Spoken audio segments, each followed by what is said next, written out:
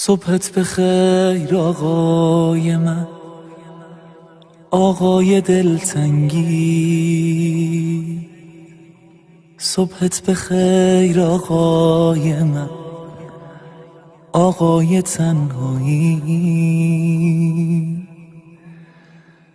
من دور افتادم ازت اما تو نزدیکی. امروزمو با تو شروع کردم که اینجایی.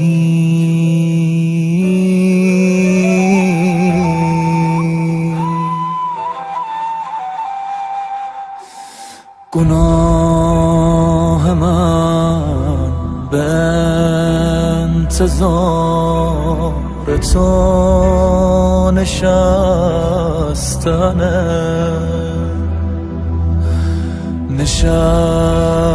عاشقی. گناه عشق رفتنه.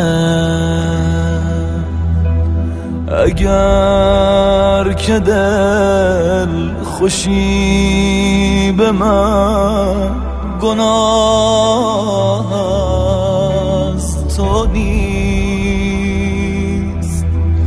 اگر که خیس چشم تو گناه منه. اللهم ارن طلعت الرشیده. دیگه جونم به لب رسیده، همه دنیا ازم بریده، تو اما نه. عهد میبندم دیگه عشقاتو در نیارم، ولی سخت دووم بیارم، توی عشق تو کم میذارم، تو اما نه.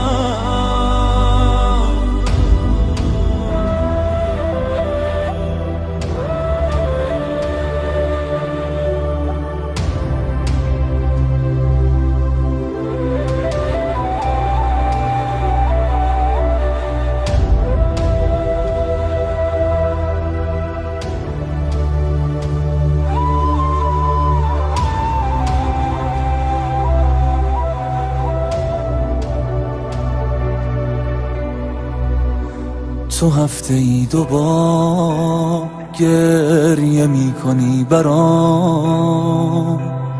تو هفته ای 2 بار توبه می کنی به جان. تو منتظر تر از منی تموم شه غیبتم. دروغ میگم عاشقم ولی بذار بیام. خدا کنه بهم نگی تموم فرصته. دعا بکن که خوب بشم آقا به حرمتت.